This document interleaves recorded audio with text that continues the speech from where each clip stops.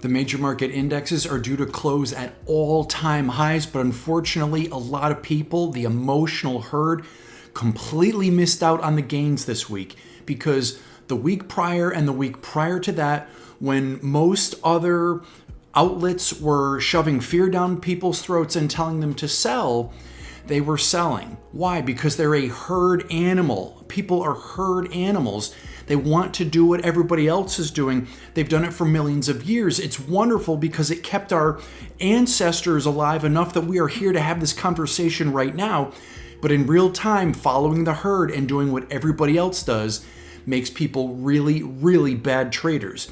Meanwhile, the people that left the herd long ago, and it takes a little training, I get it. But if you have left the herd, you were doing your own research, hopefully, maybe listening to my channel and seeing that over the last week or 2 weeks, I every day very specifically was sharing when I was buying. I was showing that those underlying emotions in the short term were very fearful. Now, they can be fearful in the short term, but I need my medium and longer term research to be showing bullishness, happiness. It is. So when in the longer term things look good, I know that in the short term when people are fearful and nervous that they're making a mistake, that it's always going to snap back. That's when I was a buyer. So I did not buy any of my core positions this week. I bought them over the last 2 weeks, and I sat back this week and let emotional people hop back into the stock market, rub the crusties out of their eyes as they wake up from their fearful slumber, realize that they got left behind all over again and are now buying stocks at higher and higher prices and making me money.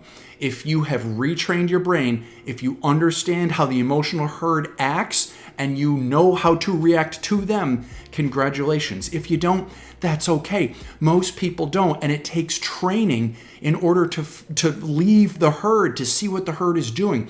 If you would like help with that, reach out to me. Crude oil prices taking a break today after being on a rocket ship for much of the prior week, which was awesome, was really great for my long natural gas trade. You know, I got out of a quarter of my trade yesterday. So far, that was pretty good timing. I am willing to wait and allow this trade to play out to see if I continue to hold onto my long crude oil trade or not. Doesn't look like we're going to confirm these two unconfirmed breakouts today. Let's see what happens by 4 o'clock.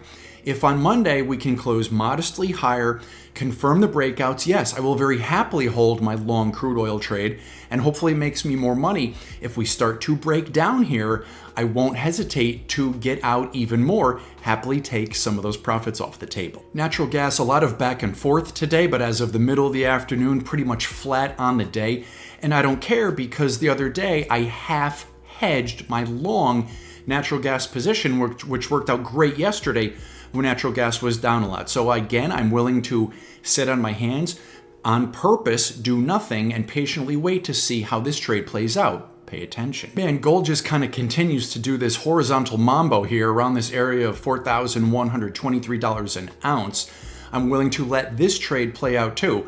Personally, and I can be wrong, I think if we break down below $4,065 an ounce, that could be more bearish for gold. I could begin to cycle out of my gold position.